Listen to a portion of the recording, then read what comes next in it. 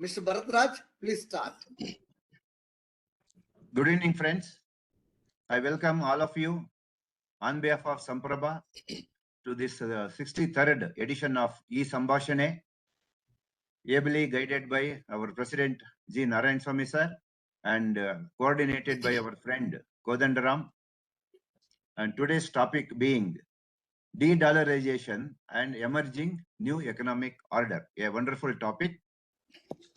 Friends, as a layman, all we know that in contemporary geopolitics, the new ideas and strategies are emerging on economic front, military front, or on international relationship front.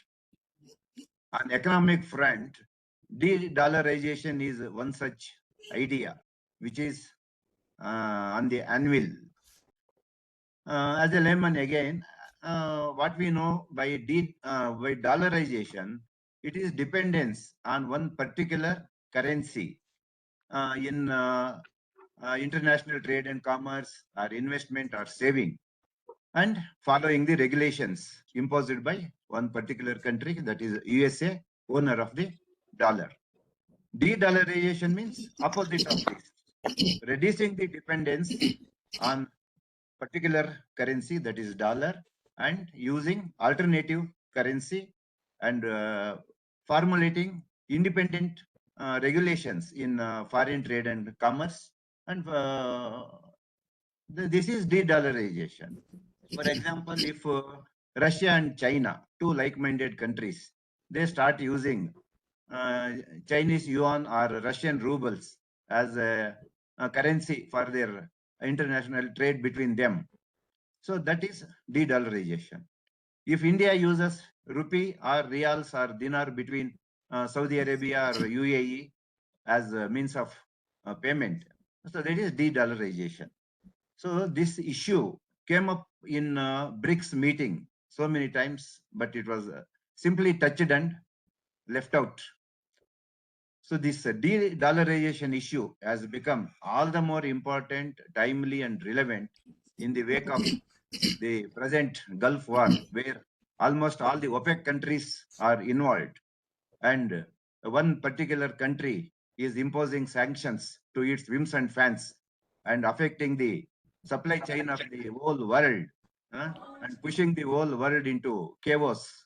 So now the concept of de-dollarization has become all the more important, and we are eager to know his insights of our beloved and respected Commissioner, Mr. Umre, and his insights on this topic, de-dollarization. Coming to the speaker, so we are extremely happy and proud to have Umre sir among us, a member of our own fraternity, an accomplished civil servant, author, environmental advocate. Umre sir served in the Indian Revenue Service and retired as Commissioner of Customs and GST, Ministry of Finance, Government of India. He has served in many parts of India, such as West Bengal, Orissa, Karnataka, Meghalaya, and northeastern states in various capacities. Academically, Umre sir is the rare and rich blend of engineering and legal knowledge, holding a bachelor degree in civil engineering and a LLB degree. Coming to his professional development included advanced training at prestigious international institutions like Lee Kuan Yew School of Public Policy, Singapore, Sung Kyun Kwan University, very difficult to pronounce. Excuse me if I am wrongly pronouncing. That is Sung Kyun Kwan University, South Korea, the London School of Economics, Cambridge University, UK, and specialized training on weapons of mass destruction at PMML, USA. Next, in addition to his distinguished service in the civil service, Umre sir has demonstrated a deep commitment to environmental conservation and policy making. He has served in various roles at national and international level in this field. His contribution to the environmental sector is substantial and noteworthy. An insightful writer and thinker, Shri Harsh Vardhan Umre is the author of De-Dollarization, Quest for Economic Sovereignty, a timely and thought-provoking work that examines the changing contours of the global financial system. Is a forthcoming book, Broken Compass, Reclaiming the Republic, explores broader questions of governance, democracy, and national renewal. With his unique combination of administrative experience, global exposure, policy expertise, and commitment to environmental and social causes, Shri Harsh Vardhan Umre offers a rare and holistic perspective on contemporary economic and geopolitical transformations. We are honored to have him today to listen to his insights on the topic de-dollarization and emerging new economic order. Sir, Umre sir, warm welcome to you to our Ee Sambhashane forum and Samprabha association. Welcome to you, sir, and session is yours. Thank you, sir. Thank you, Mr. Bharatraj, for this very warm introduction and welcome. So I'm very happy to be here today amongst our colleagues of the department, and I must start by saluting our president, respected Shri Narayan Swami sir, who has been instrumental in putting this platform together of Samprabha and Ee Sambhashane. So, respected Shri Narayan Swami sir, dear colleagues of the department, members of Samprabha, distinguished guests, ladies and gentlemen, a very good evening to you all. It is indeed my privilege and a pleasure to speak on a subject that is increasingly shaping international discourse, economics, and geopolitics, and global trade. For today's subject, de-dollarization and the emerging new economic order. Before I proceed for today, I would like to share a small video which will basically put things in perspective what we are here today for. So I'm just sharing this video. One sec.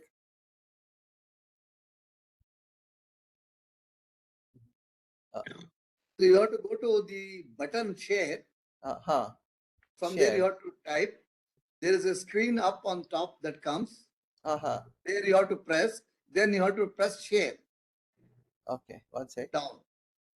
Then you can play your videos. Okay. If there is any problem, I will do it from here. 1 minute. I have a little.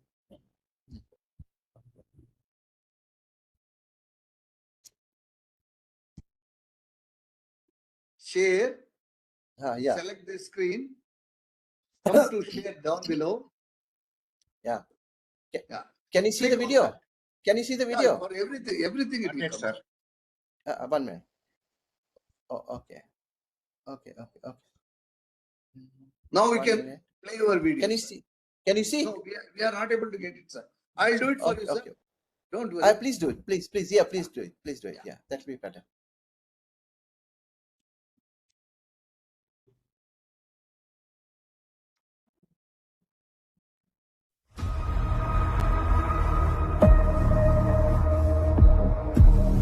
Hey guys. Lasha. For over 75 years, one currency has stood at the center of the global economy, the US dollar. Born in the aftermath of World War II at the historic Bretton Woods Conference, the dollar emerged as the world's reserve currency anchored to gold. 1 ounce of gold fixed at $35, a system built on trust, backed by stability, and sustained by American economic power. But in 1971... Are you able to listen to, sir? No, yeah, I can. Yeah, go ahead. Yeah. Then I will play it from the beginning, sir. Okay, yeah, play from the beginning. Fine. Okay. Thank you.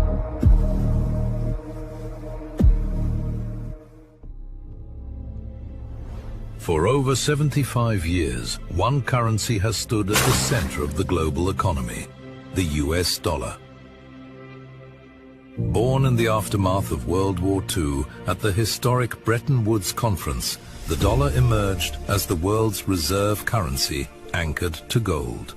1 ounce of gold fixed at $35, a system built on trust, backed by stability and sustained by American economic power. But in 1971, that foundation was shaken. The Nixon shock ended gold convertibility, transforming the dollar into a fiat currency, sustained no longer by gold, but by confidence and power. Then came a new pillar of dominance. In 1974, strategic agreements with major oil-producing nations ensured that global oil trade would be priced in dollars. Energy demand became dollar demand, and dollar demand became global dominance. But dominance is not permanence. In recent years, the dollar has increasingly become a geopolitical instrument. Following the Ukraine war in 2022, over $300 billion of Russian reserves were frozen. The world stands at a historic crossroads. What we are witnessing is not the collapse of the dollar order, but its gradual rebalancing, accelerated by its increasing weaponization. The response has been swift and strategic. Central banks purchased over 1,000 tons of gold in 2023. Trade in local currencies is rising. Countries are building alternatives to SWIFT, exploring digital currencies and reducing dependence on the dollar. The dollar's share in global reserves continues to decline. A new financial architecture is emerging, challenging the old order and reshaping global power itself. As Vladimir Putin stated, a multipolar world has already become a reality. For many nations, this is not merely about economics. It is about dignity, autonomy, the right to shape their own destiny. For large parts of the global south, de-dollarization is increasingly viewed as the unfinished chapter of decolonization itself. But history reminds us, the cost of sovereignty can be extraordinarily high. The story of Patrice Lumumba stands among history's darkest chapters. He envisioned a Congo where its immense natural resources served its own people. Within months of becoming prime minister, after Congo's independence in 1960, he was overthrown and assassinated. The struggle for political freedom had collided with the realities of economic power. They tried to erase him, but the aspiration lived on. From Congo to Burkina Faso, where Thomas Sankara also paid the ultimate price. Challenges to entrenched financial power structures have often been treated as challenges to geopolitical dominance itself. In Venezuela, officially framed as anti-drug missions, but beneath the rhetoric of cartels and crime lay a deeper geopolitical reality: oil, energy control, and monetary power. Then came the attacks on Iran in 2026, once again justified in the language of democracy, human rights, and regional security. Yet beneath these narratives lay another underlying concern: Iran's growing oil trade with China in yuan currency, the fear of a weakening petrodollar and the rise of the petro-yuan. The ongoing Iran war has accelerated the de-dollarization process. While the final outcome of the conflict remains uncertain, its systemic consequences are already unfolding with clarity. The contours of a new world order, marked by diffused power, contested financial dominance, and shifting geopolitical alignments, are no longer speculative. They are becoming visible.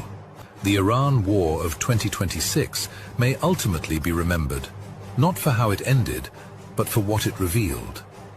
The limits of established power, the fragility of inherited systems, and the emergence of a world no longer defined by singular dominance.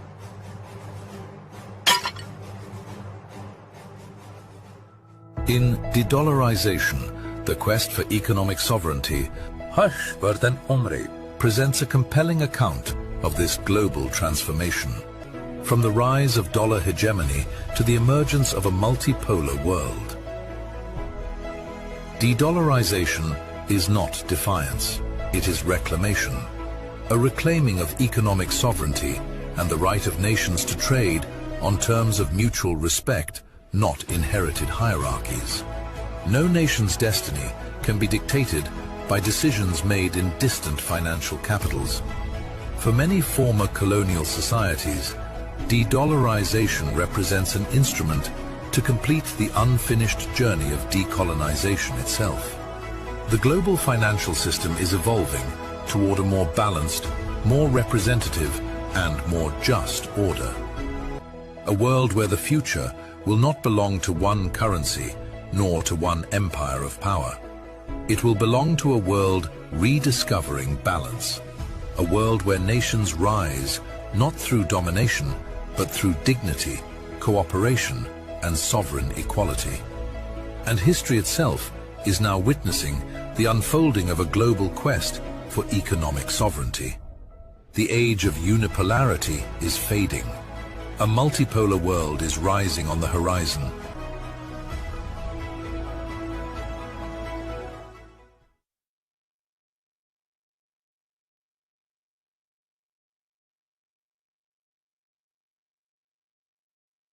Sir, you can continue your talk. Yeah, so you're sharing from their end, okay? Okay. Feel So, relaxed. yeah, okay. So, friends, that was just a preview of what de-dollarization actually entails and what it means. I have tried to just put in a small capsule. It's a book of 370 pages, and de-dollarization is a very long topic, but I just tried to condense it as much as possible to give an overview. So that video was an attempt in that regard to bring together and put things in perspective. So today, as our Bharatraj sir has rightly mentioned in his in his introductory speech and introduction, when he tried to put things in perspective of what de-dollarization actually means for people all around. So let me take you to this small journey of de-dollarization and the emerging new economic order. Okay. 1 minute. I'll be sharing from my end. Okay. No, sir. Are you able to share it, sir? Then okay. Otherwise, you can say next time. Okay, Nick. Okay, fine. You do that. Okay, that's better. Yeah. So that, friends, we are the next one. Yeah, I'll go. Yeah, just go. No, I'll come back. Yeah, it's okay. Yeah, that's okay. So if I do, it's better. So I know, you know. Okay. No, sir. It is there. Don't worry. It's there. I'm comfortable. I'll do it. Yeah. Okay. This. Yeah. Let it be. Okay. He's doing it for me. But one sec. Give me, give me 1 moment. Okay. Give me 1 moment. 1 minute. Okay. Share. This one. Where is it?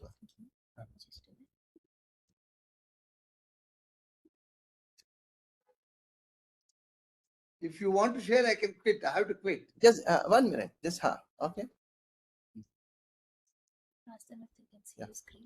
Yeah. Okay. Yeah. Share. Yeah. Okay. It is very, very simple. Go to share button. Yeah. Which is an arrow. Press on that.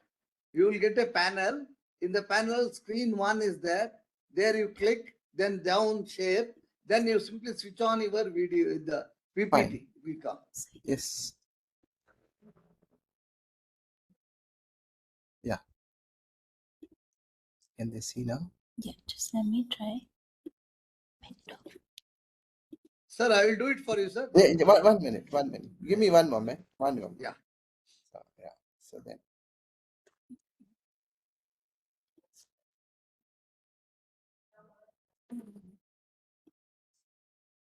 No problem.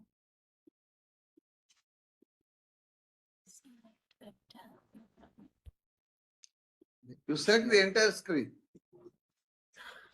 I have to restart Chrome with the meeting. You switch on your this one also, PPT, it will come automatically. Yeah. Okay, no? Share, no? Why is it not coming when I say share? Share. Can Yeah, you have to Sir, you place your PPT. start conversation. what do you want to share? What? Sir, don't worry, sir. It will take time. I will do it, sir.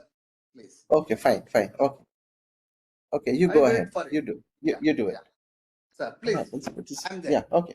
Carry on. Okay, take it. No problem. I will see here. What is that? Anyway, it's not happening.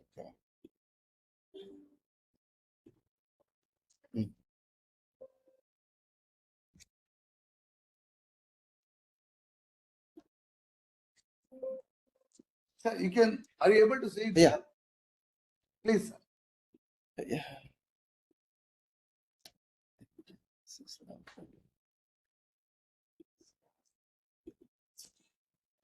You just go to the screen. I like the screen. Go there. Okay, fine. I could have shared it. Maybe just let it be. Okay. Yeah. So you do it. Okay. Yes, sir. Yeah, you do it. It's okay. That's better. So we don't have to waste time. So,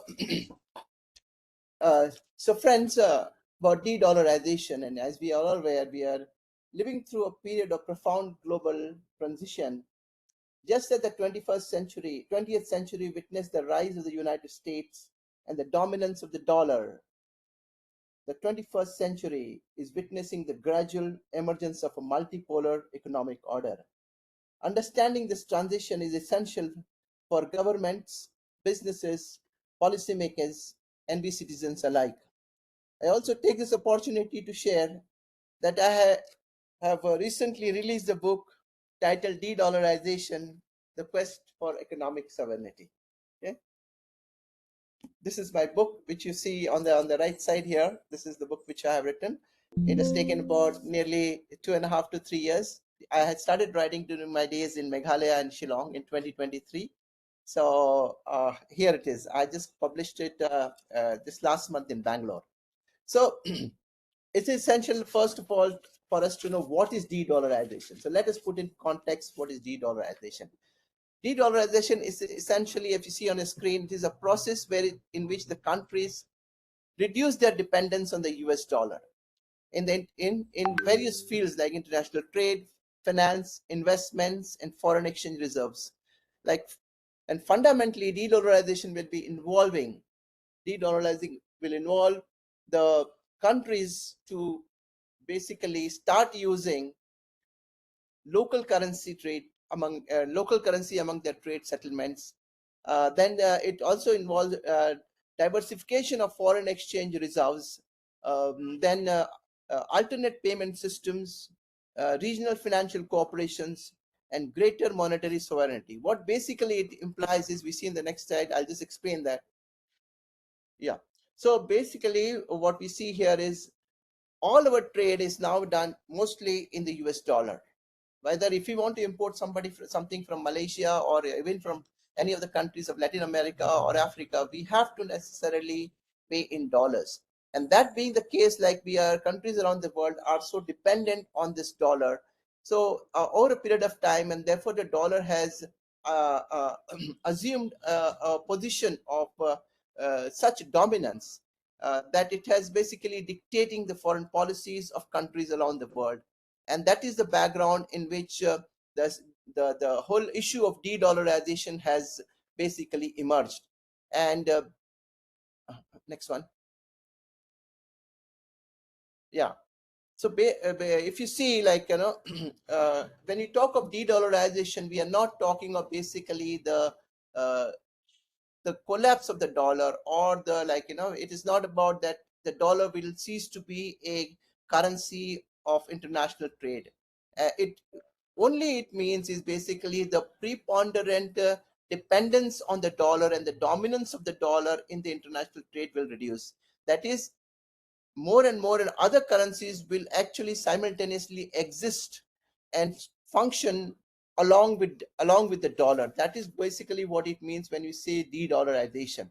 And it makes up that is where it says that we are moving from a world which has been mostly what is called as unipolar world in geopolitics, which is dominated by the US financial architecture and led by the dollar system, to a multipolar world in which currencies across the world, other currencies also have a space, and other nations also have that space to basically function in a more democratic manner. So de-dollarization, you can actually say that it is an attempt to make the world more democratic.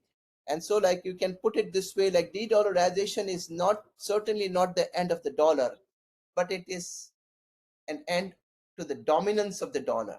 So I think we have put this in perspective, what basically the de-dollarization would imply. And as we were saying, like, we'll come to this slide little later. We'll discuss this later. We can go through. Yeah. Yeah. So as I was mentioning, that the de-dollarization is not the end of the dollar, but the end of the dominance of the dollar. And when we say end of the dominance of the dollar, what basically we are saying here is other countries have now come up to assert their independence. And basically what if you see the subtitle of the book here, it mentions is the quest for economic sovereignty. And quest for economic sovereignty, when we are saying, it is basically what we were mentioning is, now the next slide please, political freedom was granted to the countries, the ex-colonial countries, as we see in the 1948, after the Second World War. Countries gain independence. The larger numbers of the countries of the global south, in Africa and Latin America and Asia, we all got independence. But those independence was largely a political independence. We got our flags and our constitution and our members of parliament and our judicial system. But the economics of this country, economics of this whole, largely those large number of ex-colonial countries remain tied up to the ex-colonial masters. Particularly, this was more so in the countries of Africa, which you see that even today, like around 15 countries of North Africa have still use the currency of French franc, which were earlier the French colonies.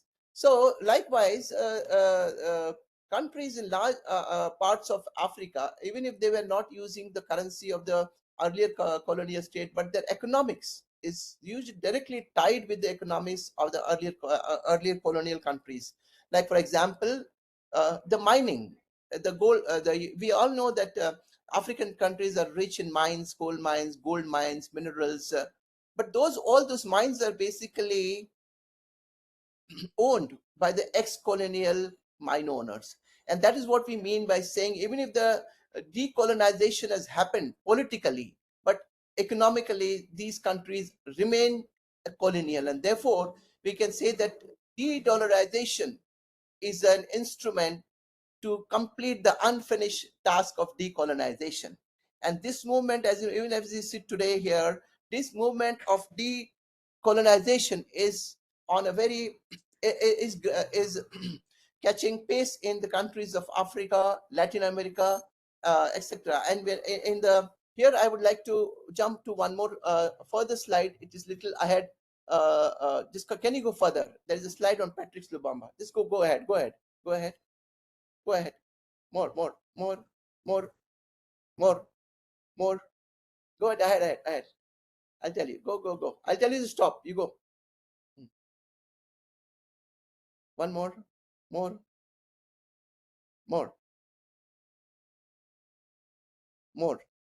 This one. Go to back. Go back, please. Back. Go back. This one. See, this why I'm no. Next one, please.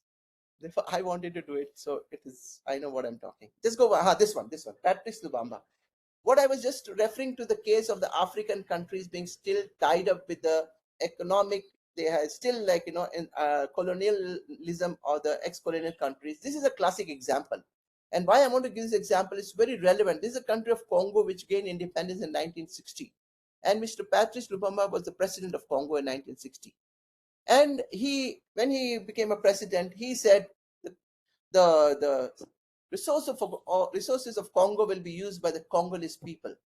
And he started nationalizing the resources of Congo, the mines.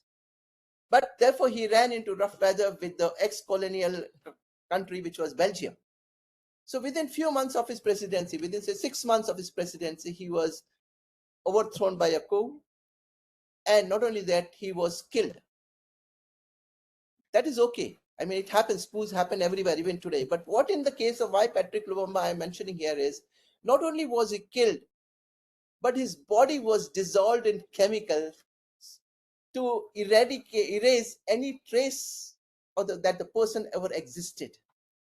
This is one of the most horrifying incidents in history, where a colonial was perpetuated, and any attempt to regain economic independence by a nation was thwarted to the extent that the president was not only killed, but his whole body was dissolved in chemicals so that no trace of him remains.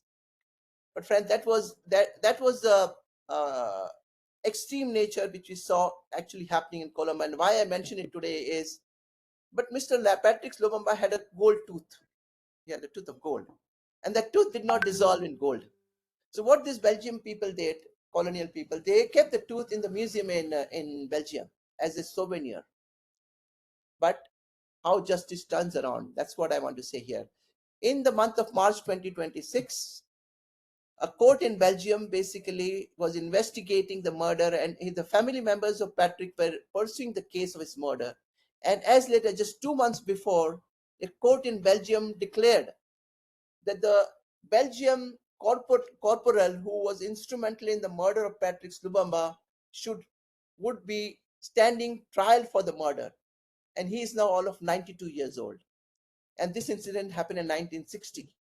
So 66 years later, justice has come to Africa in one country, where a attempt for asserting economic independence was crushed and sought to be erased.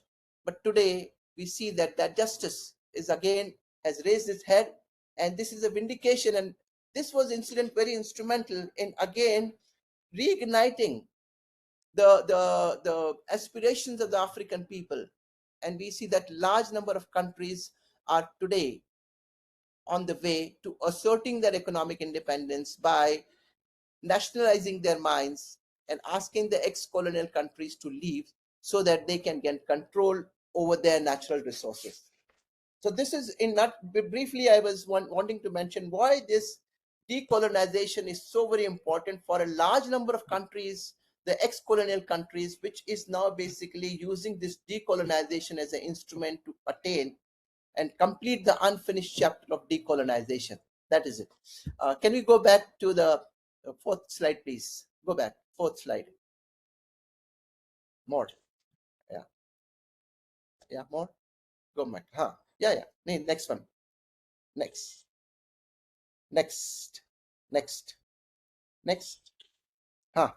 Hey, okay. I want to see that. No, go back. So we've all heard about that how did the dollar basically became the. Go 2 slides back, please. Okay. Mr. Kodandaram. Stand up. Yeah. So we've all in the video which I showed, we just saw how the dollar became basically the predominant currency in the world. And there was this Bretton Woods conference in 1944, and about 44 countries that time came together, including India at that time, the colonial country India. Like a lot of those countries gathered together, and they came up with this system of adopting a currency to stabilize the global economy, which was in shatters after the Second World War and the war which was going. And we all know that the early in 1928, there was a great economic recession, and the world was going through wars. And in 1944, this basically conference was convened to give some kind of economic stability to the international order. And that is where it was decided that US dollar would be the global reserve currency. And why US dollar was chosen as a currency, there's a history behind it. But in a nutshell, we can just go through, because if you see in the slide, what it says that the US dollar was linked to gold. The dollar was backed by gold, and 1 ounce of gold was equivalent to $35 US. That was fixed in 1944. And why US was chosen with the gold because that time US had accumulated large quantities of gold.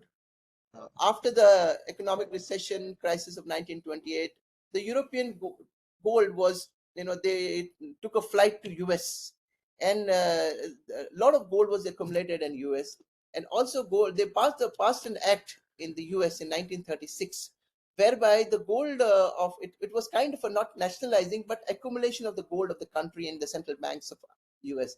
And therefore, since they had a huge gold reserve, US currency was declared as the international reserve currency, and the dollar was tied to the gold. This is very important to note that dollar was tied to the gold. $1, 1 ounce of gold is equal to $35. Next, please. Next, please. Yeah. So we come to this Nixon shot. One before this one. So while the dollar was tied to gold in 1944, in the year 1971, what we see that Mr. Nixon, the president, he detached the gold from the dollar because the US was wanting more money. Vietnam War was going on. They needed more dollars. They did not have enough gold to print the dollars. And the countries which are having, we had huge numbers of dollars in Europe and all, they wanted the gold back. They said, here is the dollar, we want the gold back in the ratio of 1 ounce is equal to $35. But since the US was running short of gold, it basically in the 1971, it says we no longer want to attach our currency with the gold. We will print however much dollars that we want. We are not bound by the 1944 Bretton Woods Agreement. And this is very important because in 1971, the dollar essentially became a fiat currency. Fiat means an order. Means by the order of the US Treasury, dollars will be printed. So till this day, the dollar is nothing but just a piece of paper. It's just a piece of paper. It is not backed by any sovereign guarantees, or earlier, which was the promise was that it will be backed by gold, and therefore it became an international reserve currency. But in 1971, the situation totally changed, and it became what is called as the fiat currency. Next, please. Yeah. So we all know this petrodollar system emerged in 1944 when it was decided that the oil trade in the Gulf will be done in dollars. And this is also very profound, very important in this whole journey of de-dollarization, because they said it was basically agreed by the Saudi Arabian government and the US government by an agreement that all oil which the Gulf countries were selling, particularly the agreement was with the Saudis, that all the oil that they sell across the world will be denominated in dollar. So what happened, and countries around the world needed petrol, oil they needed. So this Saudi agreement was accepted by the other 7 countries, the Gulf countries, which are also were selling their oils in dollar. What happens when the dollar basically, we need oil, so we need dollar to buy the oil. And we need dollar to buy the oil, so we go to the US to buy dollars. Okay? It works like that. So US dollars continue to accumulate. And whatever excess dollars these Gulf countries were accumulating because of selling the oil, that dollars were invested in the US economy. So if you are following the US Treasury and the current scenario, US is having a huge debt. And what is the debt? Because US has huge treasury bonds, people have invested there and they are not able to repay. So a lot of people across the country, like even China, has bought huge amount of US Treasury bonds, and the US government works today on the debt. So petrodollar system is a huge landmark in which the dollar became more powerful, because all trade across the world of the oil particularly was necessarily made in the dollar system. And why? But this agreement of 1974 was notionally for 50 years. And it came to end around 2024. So while there was no one agreement, but it was an understanding for 50 years, and in 2024, it was never renewed. You see, 2024 is a time. Next, please. 2024 is a time when. Okay, so this. Yeah, I mean, we can just see the slide. Then I'll come to my talk. So why the dollar became dominant? These are all the factors why it became a predominant currency. The US had power, they had the resources, and the dollar was people trusted. The main important thing, even when after the gold was taken out from the dollar, it was a paper currency, but the people had trust in the US economy and the US power. And that's why the dollar continued to be till date the predominant international currency for trade. Next, please. Yeah. Yeah. Next. Yeah. Next. We saw this. Yeah. So basically, when the dollar became so very powerful, so it became a weapon in the one of the weapons of US geopolitics. It was basically weaponization of the dollar. And we know that earlier till 2019, just for we give our example, till 2019, we used to buy oil from Iran. And sorry, India used to buy oil from Iran and used to buy in rupees. Our trade was in rupees with Iran. But Iran was under sanction of the US. That means US said, okay, you will not trade all Iran trade, which was earlier mandated to be in dollar. So they stopped the trade of they imposed sanction that no trade will be done, no export will be done by Iran in dollars. Because all the trade that goes, it has to go through something called SWIFT system. When you international payments, when you do an import export, it has to go through a payment system which is called a SWIFT system, which is controlled by the US. The US told Iran was in sanctions that no payment of Iran will be processed through the SWIFT. That means they can't export. But India was buying oil from Iran to rupees, not in dollar. In 2019, again, Mr. Trump's government was there, and they pressurized India that you should not buy oil from Iran in rupees. So in 2019, we that time stopped buying oil from Iran, and we started again buying in dollar terms. Why? So this is what basically we meant by the weaponization of the dollar system, where dollar was used as a tool of geopolitics. We see this later on in for example, when the Ukraine war started, when Russia had the operations in Ukraine in 2022, 21, 22, that time the US itself sanctions were imposed on Russia, like they cannot export through the SWIFT system. It's important to understand the SWIFT system because all transaction takes place through SWIFT. So Russia was outside the SWIFT system. And secondly, what happened was, since Russia had a large number of assets, like around $300 billion assets in foreign banks, all the assets were basically frozen by the US. Again, why could that is an example, what I say, of the weaponization of the dollar. Weaponization of the dollar-led financial system. So therefore, the countries around the world thought, we have to do something, and we have to basically find an alternate which we can free from this blackmail of the dollar system. And that is where the quest for economic sovereignty was given a huge fillip in these, in the 2020s. We see that more and more countries, particularly led by the BRICS organization, started looking for other ways and means to do trade in other currencies. Next, please. Yeah. As I said, yeah. So geopolitics, I mentioned this freezing of sovereign assets. Next. Yeah. So I mentioned about how BRICS basically was one of the driving forces for the de-dollarization, because one of the main countries of BRICS was Russia. Other countries, China. BRICS is Brazil, Russia, India, China, South Africa. 5 countries are the basic countries of. So they were all at the receiving ends. Mostly the Russia and China were receiving end of the US. So they thought they should not be overtly controlled by the dollar. They started therefore looking for alternatives to dollar, and that is what is the BRICS spearheaded to find a system which could basically free them from the bondage of the dollar. And next, please. Next. So if you see, like when I mentioned about the SWIFT, which was basically the SWIFT is like, is the whole no center of international finance. Every transaction, even when you want to send money from here to foreign countries for your child's admission or something, it has to go through SWIFT. So all financial transaction has to go through SWIFT, what is mentioned here. And therefore, there's a control. Whoever controls SWIFT will be able to control the international financial transaction. And therefore, they were able to, the US was able to basically strangulate the Russian economy.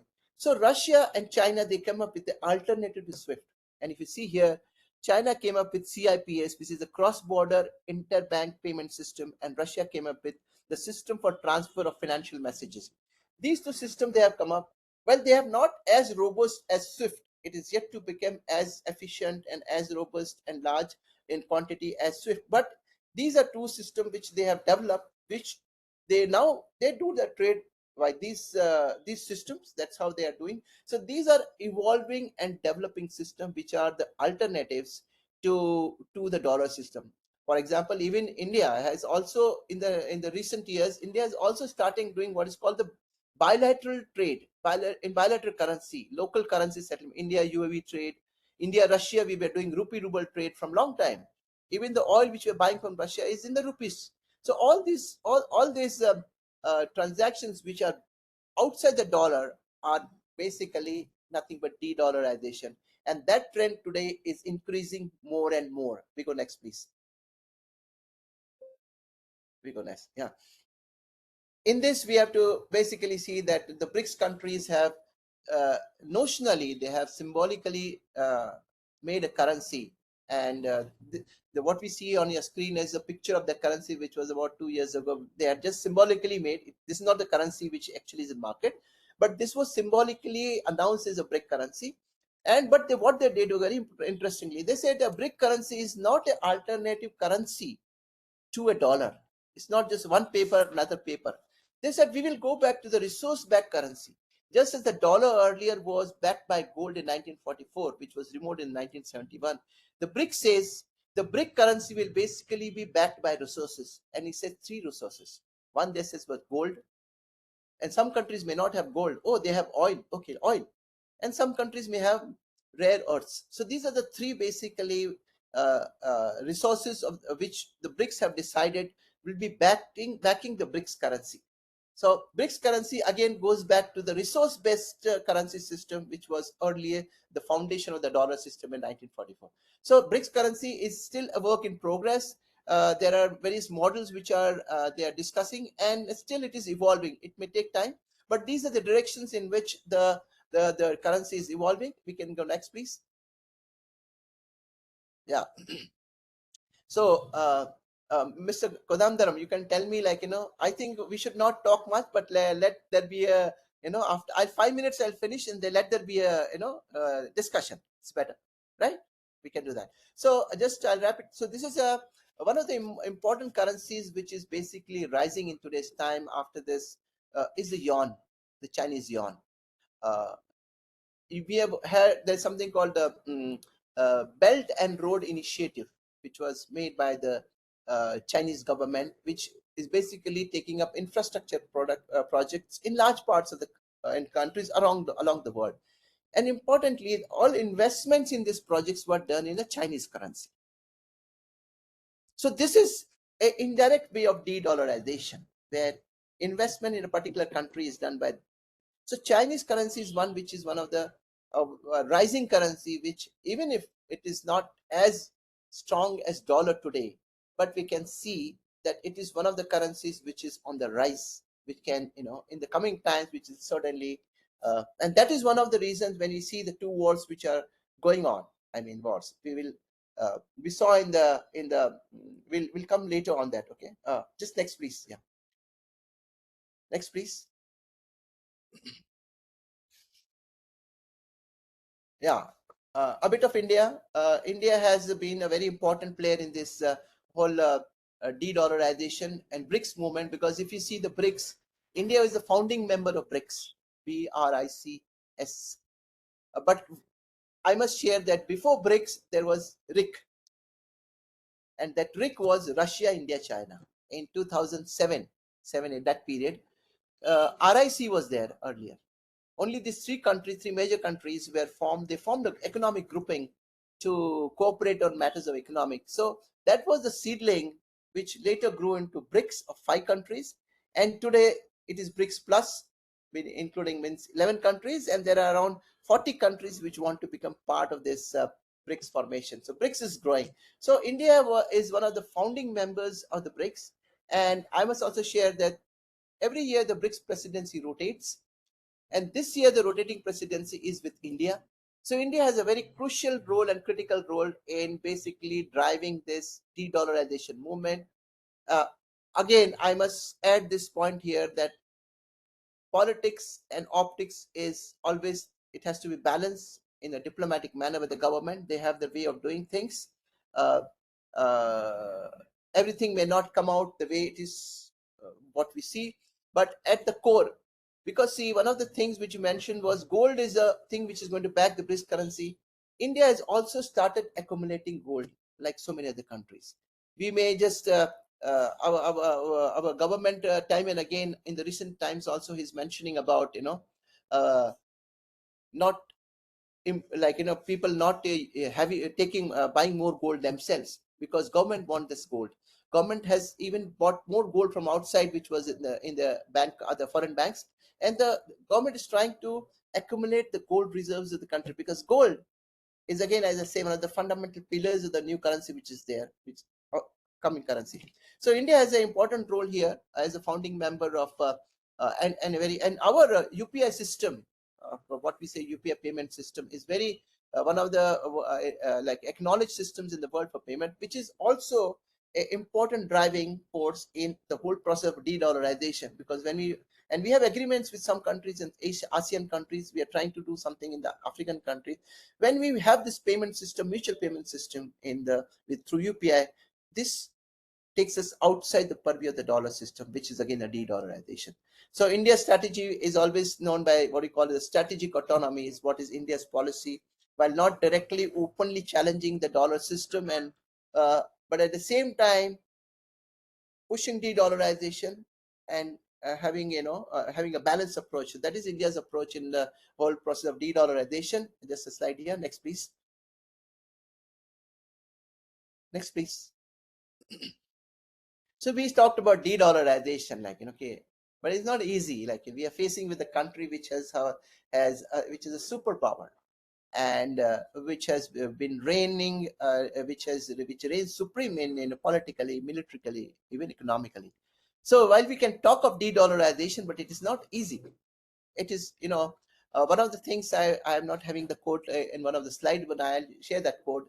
When the US president took the office in January 2025, last year, for his second term, what he said was, he said, losing the position of the dollar as the preeminent currency is like losing a world war. Why this? This is how much important dollar is for the US economy. This is what the US president said when he took, and this quote you'll find in the book when we have an access to. So why I am referring to this quote is because this is what the US, how much priority they give for the dollar, and how much concerned they are today to see that there are the challenges to the dollar. And we have read before that they have threatened the countries that, like BRIC countries, they said, if you join and if you do de-dollarization, so much tariffs will be imposed on that. So that's how crucial this de-dollarization is. And the exact quote of Mr. Trump is on page 368 of my book, and he says that if we lose the status of dollar as the world's reserve currency, it would be like losing a world war. This is Donald Trump on the 18th of July 2025. Basically, this quote I put in the book because to bring in perspective how important the dollar is for the US. Because mind it, it's like this: economic power, which is basically fundamental to the petrodollar. Petrodollar is the main pillar of the economic US economy. Dollar system supports the military system. That's how US is able to have this 520 bases across the world, because of the monetary power. So monetary power, economic power, military power, And that military power gives rise to the political power, which is the dominant across the globe. It is a triangle like this. And therefore, if the economic power even dilutes, the structure collapses. The structure collapses. And therefore, the challenge to the de-dollarization is huge. It is not an easy thing. And therefore, we see like dollar still commands a huge kind of a huge support, or like, countries around the world still basically deal in dollars. Next, please. Yeah. Next slide. Yeah. So that we said, right, that is how basically the dollar is. We saw the challenges, whereas the new countries, BRICS countries, and countries around the world want a system to be more democratic, more to have the real freedom, whereas the US is always there to hold on to that position and not letting go. And here is where I would want you to next, please. Next, go. Yeah. Next one.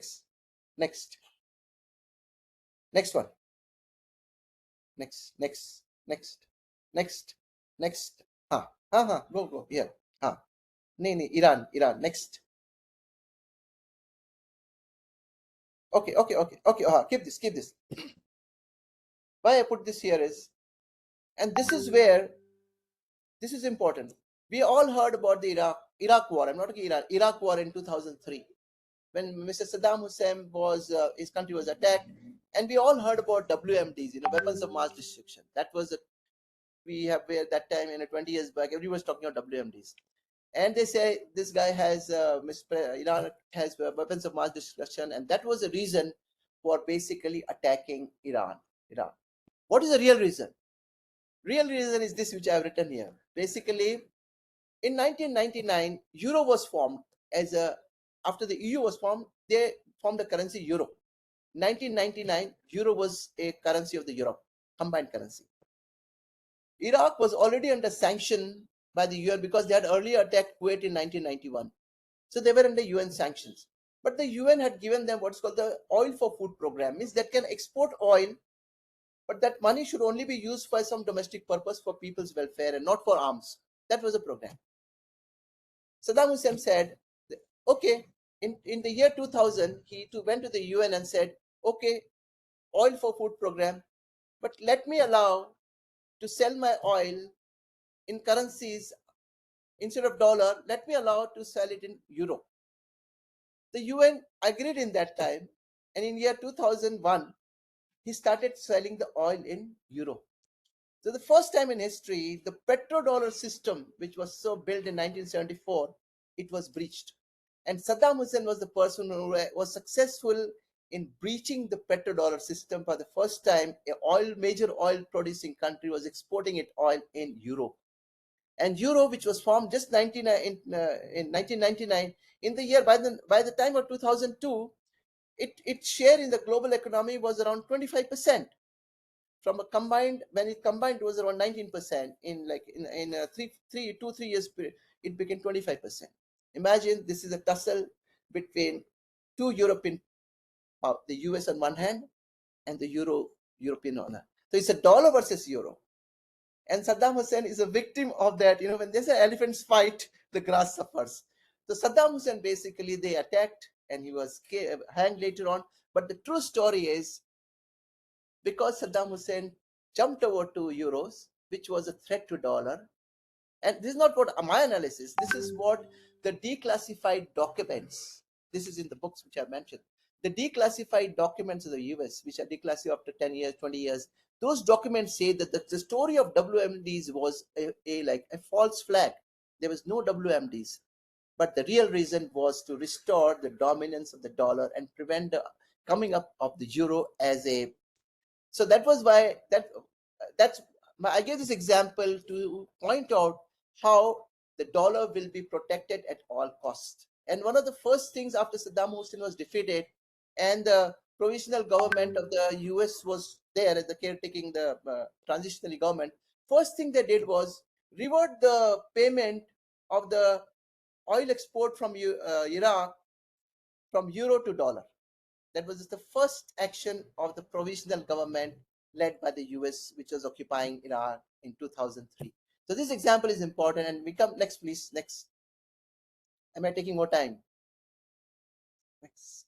This one. This is important. Again, one example, and then we'll put. No, go back.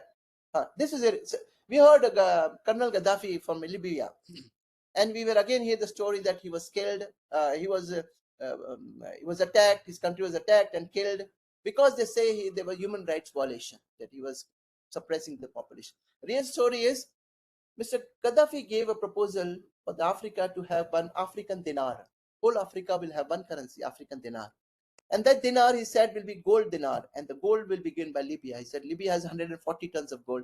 I will finance, but the whole Africa, a united Africa, should have one currency. That was the dream of Gaddafi. But imagine if the whole Africa has one currency, where will the dollar be? What will happen to the French franc, which is controlling 15 African countries? Why?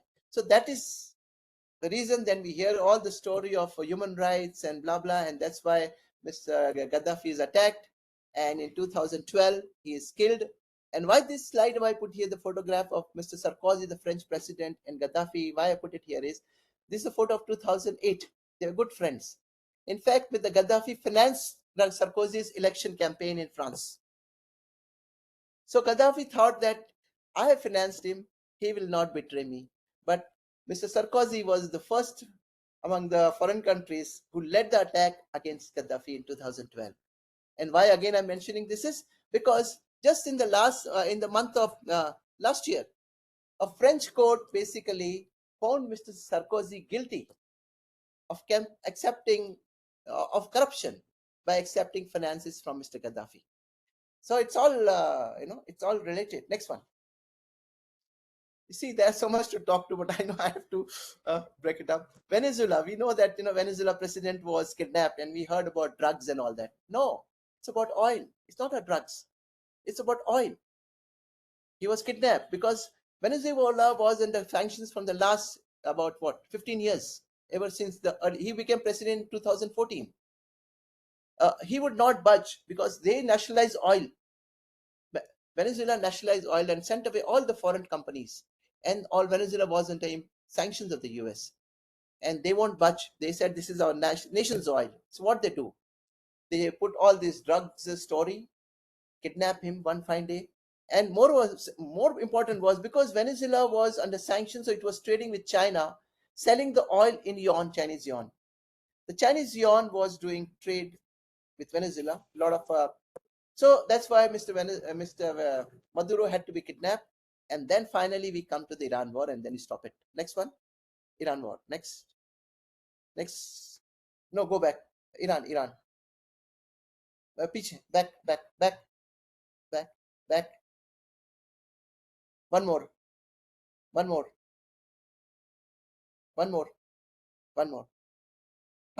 Stop. Iran. Next. Last example. So we saw that Iran war is going on now, and again the story is oil. And I want to give this brief here because to get the perspective, because the story of the US in this war is human rights violations by Iran, suppression of women's rights, no democracy. That's the charge. This is very important for us to understand. In 1951, Mr. Mossadegh became the prime minister. That time it was a constitutional monarchy. So there was a Shah of Iran, the king, and the prime minister was elected. So Mr. Mohammad Mossadegh was elected prime minister in 1951. And what did he do? He nationalized the oil, which was earlier, all the oil companies in Iran was held by the Anglo-Persian Company of Britain. So he nationalized the oil. I'm not going back in history because, he nationalized, 1951, he nationalized. In 1953, there was a coup. The coup was called Operation Azad. And if you just Google it, it will say that this Operation Azad was basically engineered by CIA and MI6. Because these documents are now declassified, 50 years later. So it's all public document. It's there in the book.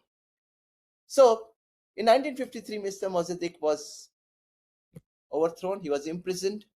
And again, 1953, the complete monarchy was took over. Shah of Iran was the total absolute monarch. And again, the oil companies were reverted back. the foreign companies were bought back in 1953. Why this example is important? Because today, in the war in Iran, we hear about democracy, we hear about women's rights, we hear about human rights.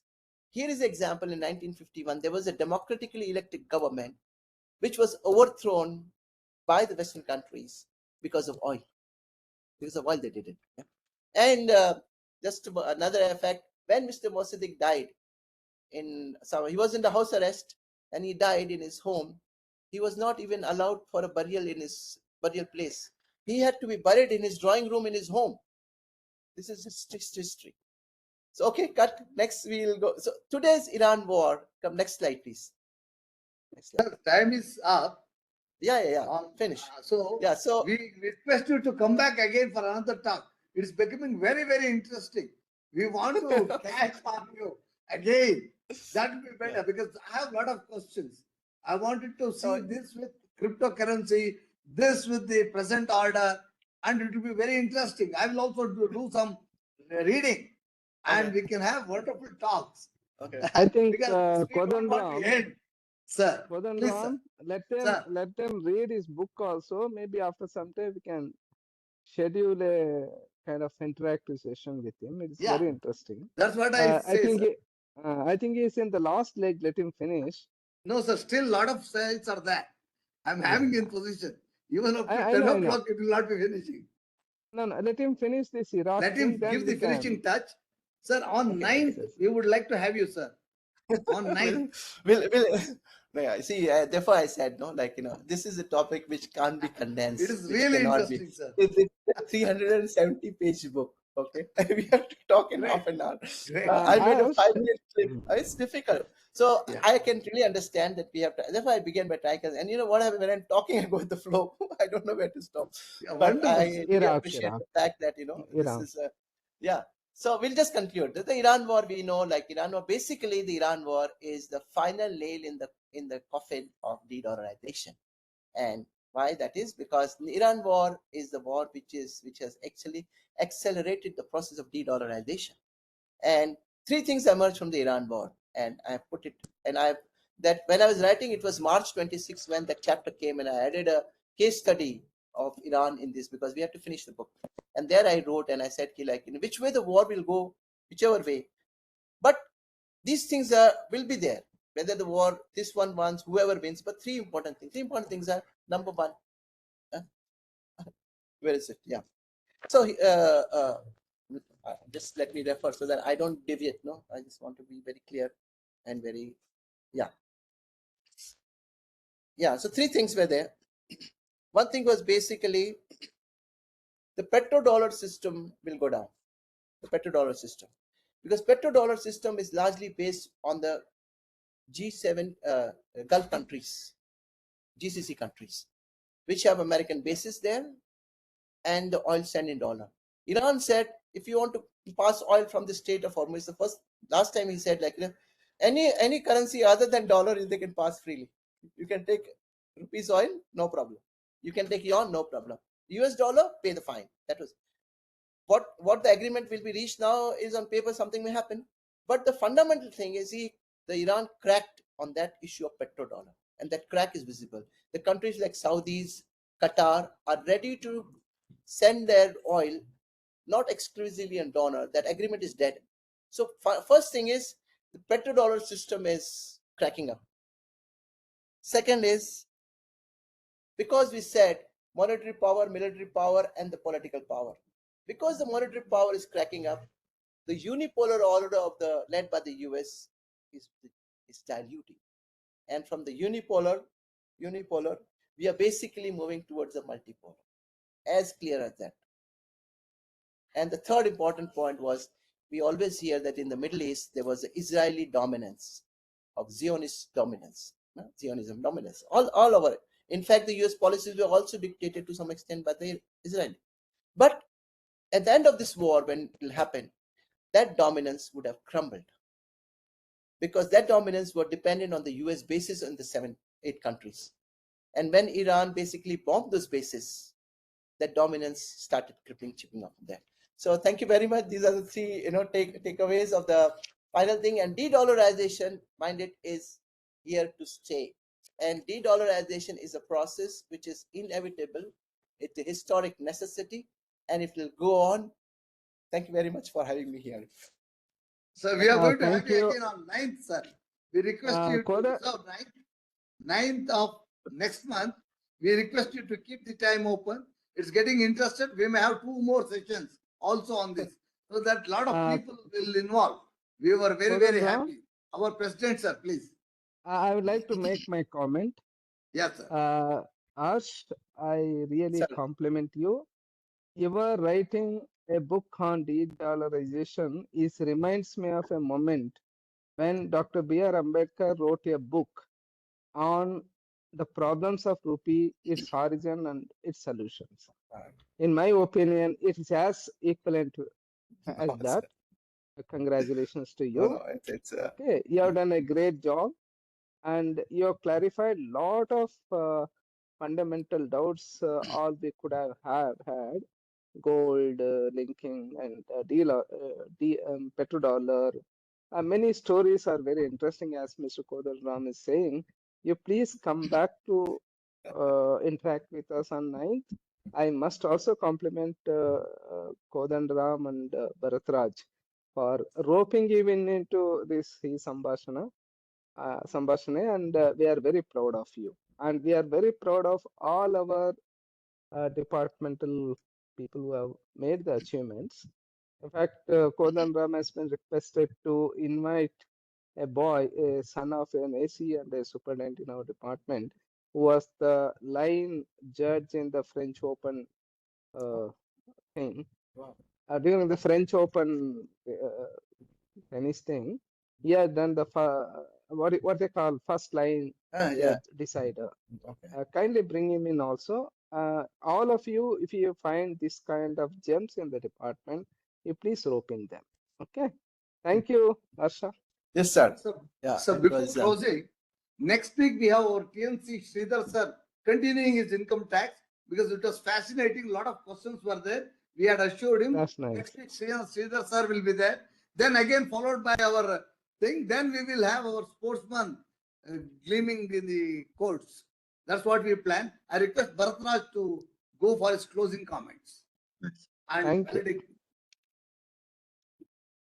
Sir Umre sir, on behalf of Samprabha, the association headed by Narayan Swamy sir, our president, and ably coordinated by Kodandaram, we thank you for your wonderful speech today, sir. Especially the history of dollar. Really, it was as interesting as any epics. So, especially the much more interesting than Durandar. Yes, sir. Yes, sir. Economic Durandar. Or financial Durandar. Especially the economic decolonization through de-dollarization. Very wonderful idea, sir. Next, linking of gold with the dollar, and again Nixon shock, delinking gold with the dollar and printing of dollar without backing of gold.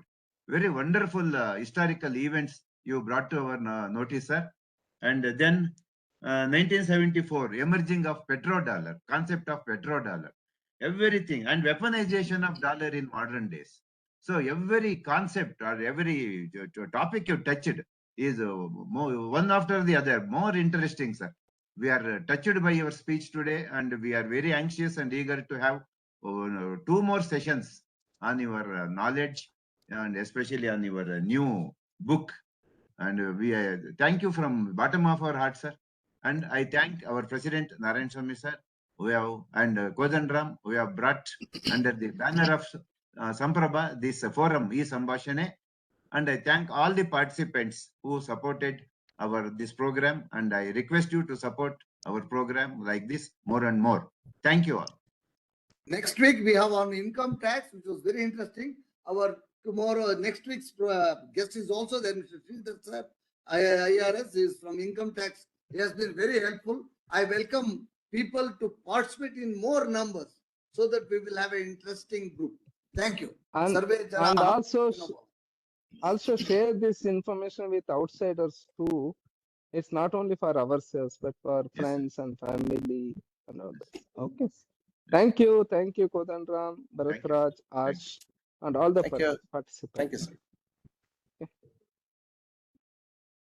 Proud of you.